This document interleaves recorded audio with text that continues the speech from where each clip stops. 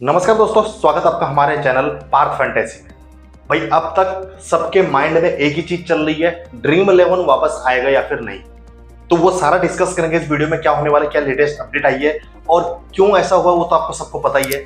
जो बिल आया हमारा नया पास हुआ है गेमिंग के लिए, ऑनलाइन बेटिंग, उसमें क्या ये सही है या फिर गलत है, इसमें आप लोगों की क्या राय है वो बताने की कोशिश करना।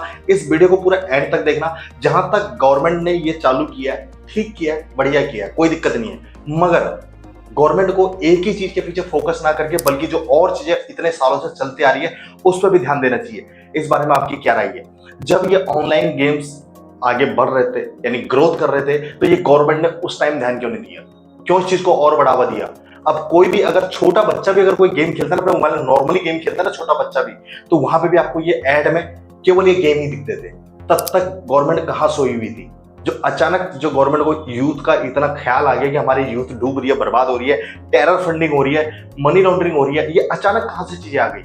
इसका मुद्दा कुछ और है, बहुत लंबे समय बाद आपको पता चलेगा। और सबसे पहले ड्रीम 11 की जो न्यूज है वो बता दूं आपको भैया, अब तक मेरे को भी उम्मीद थी, 90% उम्मीद थी कि भाई गेम वापस आ सकता है, मगर इस अपडेट के बाद मुझे लगता नहीं है अब 90% ना आने की उम्मीद होगी। ऐसा क्या करो? क्योंकि इसका रीजन है, रीजन ये है भैया, जो हमारे हर्ष जैन है फाउंडर इसके ड्रीम 11 के, उन्होंने साफ मना कर दिया कि भाई जो आपने एक्ट निकाला है हम उसको एग्री करते हैं और हम इसके खिलाफ कोर्ट में नहीं जाने वाले। ठीक है, क्योंकि हमने अपने इस करियर में जो भी हमारा इस करियर रहा 17-18 साल में, जो हमने पैसा अर्न किया उसमें हमने अपनी और एप्लीकेशन के साथ टाई अप किया हुआ है। और इनकी जल्द ही एक वो क्या नाम है, ड्रीम मनी नाम से एक इन्वेस्टिंग ऐप आने वाली है, जिसपे जो होता है ना एफडी वगैरह या फिर शेयर खरीदना बेचना वगैरह, इस तरह का काम करने वाला है। क्योंकि उन्होंने साफ बोल दिया है, जो हर्ष जैन ने क्लियरली बोल दिया कि भाई जो मेरा स्टाफ है उनमें से किसी को भी छटनी नहीं करूंगा, किसी को नहीं हटाऊंगा, सारे स्टाफ के बंदे रहेंगे, टैलेंट जो हमारा है उसको बाहर जाने नहीं दूंगा। बाकी ये जो एक्ट चलता रहा भाई, हम चलेंगे गवर्नमेंट के हिसाब से, हम अपना आगे फ्यूचर देख रहे हैं, इसके मामले में हम कोर्ट नहीं जाएंगे। अब ये था सबसे बड़ा अपडेट। इन्होंने किस पे छोड़ दिया है? जो छोटी कंपनी है, जैसे अपना माई सर्कल 11 हो गया, ड्रीम 11 हो गया, सॉरी क्या नाम आपका, विजन 11 हो गया, जुपी वगैरह, लूडो पुडो, इनके ऊपर छोड़ दिए।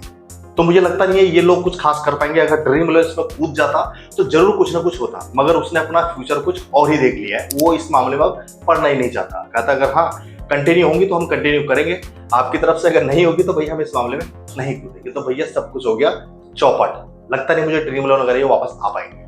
ठीक है, अब दूसरी बात यहाँ पे, तो गवर्नमेंट को अगर चीजें बंद कर रही है तो कोई इशू नहीं है, बंद कर दो। मगर मैंने पहले भी बोला आपको कि जब ये एप्स ग्रोथ कर रही थी, ये चीजें ग्रोथ कर रही थी, तब गवर्नमेंट कहां खोई हुई थी। अचानक ऐसा क्या हो गया कि गवर्नमेंट को जो हमारे यूथ का ख्याल आ गया कि भाई लड़के बिगड़ रहे हैं, मर्डर बहुत हो रहे हैं। ठीक है, अच्छी बात है, सोचना चाहिए, मगर इसकी जगह से थोड़ा सा और हटके सोचते तो ज्यादा बेटर होता हमारे लिए भी। क्योंकि ड्रीम 11 में जो ना हम लोग खेलते हैं, आपको मैंने पहले ही बताया कैसे खेलते, क्या खेलता, कितना प्रॉफिट होता, कोई ज्यादा लॉस नहीं, कोई ज्यादा प्रॉफिट नहीं है, ओवरऑल बराबर में रहते हैं।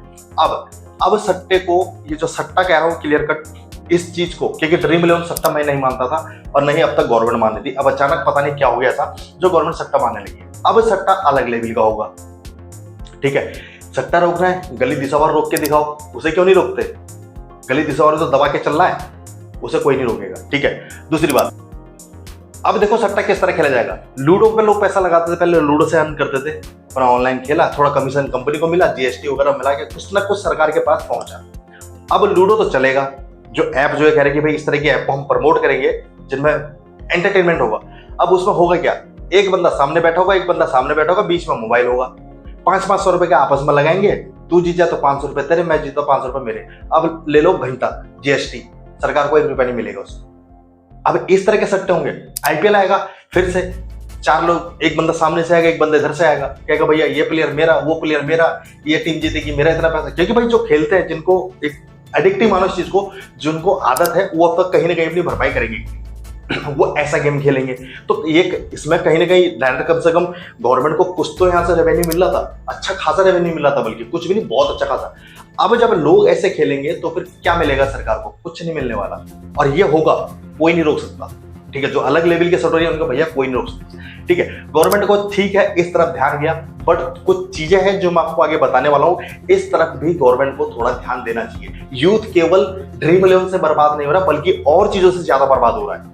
ठीक है, सबसे पहले मैं केस आपको एक पढ़ के बता रहा हूं। इस केस में क्या हुआ है, जो दहेज हत्याएं हुई हैं, ठीक है, इनके पीछे क्या क्या मामला था। दहेज की जो हत्याएं हुए टोटल लास्ट ईयर में 2023 से 24 में जितने मामले हैं, टोटल कितने मामले हैं आपको बताऊं तो 26,000 टोटल ये दहेज के मामले हुए हैं, जिनमें से 4,500 के आसपास केवल प्योर दहेज के मामले हैं और बाकी के जितने हैं ना ये सारे बेवड़े हैं, दारू पी के अपनी बीवियों को मारते हैं। ये सारा खेल खराया। बाकी के 27,000 में से आप 4,500 हटा दो, बाकी सारे के सारे बेवड़े हैं। तो सबसे पहले यूथ के बारे में अगर गवर्नमेंट इतना सोचती है तो दारू बंद होनी चाहिए। क्यों नहीं करता कोई? इसके बारे में कोई सवाल नहीं उठाएगा, ठीक है। उससे यूथ बिगड़ रहा है ड्रीम इलेवन से, मगर इससे दारू से यूथ नहीं बिगड़ रहा है, क्योंकि अपने नेता लोग जितने भी अपने बच्चों को भी दारू पिला रहे हैं सुबह शाम, ठीक है, क्योंकि उससे यूथ नहीं बिगड़ता है, ठीक है। ये था मामला दारूबाजी का, सारा मामला इसी पे है। गुटखा बंद करो भाई, गुटखा क्यों बंद नहीं करते हो? अजय देवगन आता है, बड़े बड़े सेलिब्रिटीज आते हैं, गुटखा की जगह वो थैली तो गुटखा की होती है, मगर उसमें आगे से इलायची देते हैं, भैया इलायची का ऐड कर रहे हैं। तो ये सारी चीजें क्या है? ये कुछ नहीं है, सब पब्लिक को बेवकूफ बनाने की बातें हैं, ठीक है। ये तो था मामली एक दहेज उत्पीड़न का केस। अब अगले केस के बारे में बात करते हैं। पिछले 2023 से लेके 2024 1 से लेके 2025 एंड तक, 2024 एंड तक ड्रिंक एंड ड्राइव के कितने केस आए? 7,000 के आसपास केस बने हैं और कई लोग उसमें मरे हैं। तो टोटल दारू वहां भी कामयाब है, वहां भी दारू ने इतना काम बिगड़ा। तो भाई दारू क्यों बंद नहीं करते हो? जो चीजें बंद करने के उन चीजों पर फोकस नहीं है, उन चीजों को चालू रखो, ठीक है। इन चीजों को चालू रखना है, मगर जिससे थोड़ा बहुत जिसका रेवेन्यू बना, मिडिल क्लास थोड़ा सा अपना टाइम काट के, जिसको आदत है, चलो ठीक है, वो भी मान लो वो भी अपना गुजारा करता है, तो वो बंद होना चाहिए, ठीक है। ये हमारा दूसरा केस हो गया, वो भी दारू का ही मामला। पिछले साल करीब 2100 या फिर 2200 के लगभग यहाँ पे रेप केस आए। वो क्या है? वो आधा से ज्यादा भांग के नशे में होते हैं, ये दारू पारू के नशे में होते हैं, वही ये काम करते हैं, ठीक है। ये इन चीजों पर कोई ध्यान नहीं देने वाला, क्योंकि सारा काम जो है आज की डेट में अगर दारू है ना तो वो बंद होनी चाहिए भाई।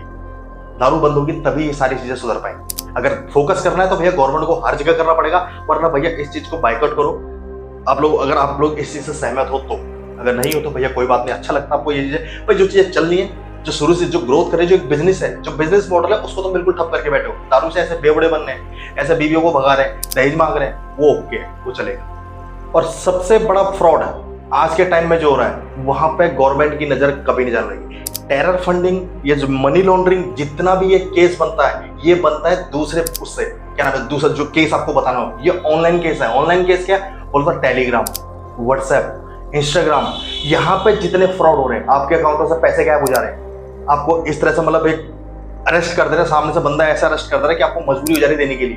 तो ये केस जनवरी 2024 के स्टार्टिंग के 3 महीने में 1 लाख प्लस क्रॉस कर गया था, मगर उस तरफ किसी का ध्यान नहीं है। अरे जहां असली मनी लॉन्ड्रिंग, जहां असली टेरर फंडिंग हो रही है, वहां जाओ, क्योंकि ये जो टेलीग्राम, व्हाट्सएप पे जो फ्रॉड करते हैं ना, एक बंदा तो मेरी आंखों के सामने है जिसके साथ 1,80,000 का फ्रॉड हुआ है। तो इन पर कोई ध्यान नहीं देने वाला, और इन केस की कोई सुनवाई भी नहीं है। तो इनको ट्रेस नहीं कर सकते, ये तो कोई रीजन नहीं हुआ, सामने चीज है तो उसको तुमने ट्रेस कर दिया, मगर इन चीजों को ट्रेस नहीं कर पाओगे। मैं यही चीजें गलत है, क्योंकि जो ज्यादा हकीकत बता रहा हूँ, जो सबसे ज्यादा टेरर फंडिंग है वो इन्हीं जगहों से। यहाँ से ड्रीम इलेवन पर कोई टेरर फंडिंग होती नहीं है, मुझे लगता नहीं है, ठीक है। बाकी आपका क्या ओपिनियन है वो भी बताने की कोशिश करना हमें, और इन चीजों से आप अगर सहमत हो भाई वीडियो को तो लाइक करना ही है, बाकी चैनल को भी सब्सक्राइब करना है, साथ में इस वीडियो को आगे तक पहुंचाने की कोशिश जरूर करना, ताकि लोगों को पता चले असली चीजें हो क्या रही है। तो ड्रीम इलेवन अगर आपको लगता है कि भैया ये भी टेरर फंडिंग करता है या फिर इस तरह की कुछ चीजें चलती है, तो मुझे लगता नहीं अगर ऐसा करता तो ये जो 18 साल का सफर है वो कब का खत्म हो चुका होता। मोदी सरकार के सामने, सबसे ज्यादा मोदी सरकार के सामने ये चला है, तो कैसे हो सकता है आज अचानक मोदी जी को ध्यान आ गया कि भाई हमारा यूथ बर्बाद हो रहा है। बंद करो, कोई दिक्कत नहीं है, मगर सराहना मत दो कि भाई यूथ बर्बाद हो रहा है तब हम ये कर रहे हैं। तुम्हारा कुछ और पॉलिटिकल इशू होगा, उस चीज समझ सकते हैं, उसके बारे में बता सकते हैं, मगर ये नहीं कह सकते कि यूथ बर्बाद हो रहा है। अचानक 2014 के बाद तुम्हें अभी याद आ रही है कि यूथ बर्बाद हो रहा है, ये तो खाली ढकोसलेबाजी है। आपको क्या लगता है, आपकी क्या राय है इस बारे में, कमेंट करके हमें जरूर बताएं। तो इस वीडियो में इतना ही, आते हैं तब तक अगली लेटेस्ट अपडेट के लिए, तब तक के लिए जय हिंद।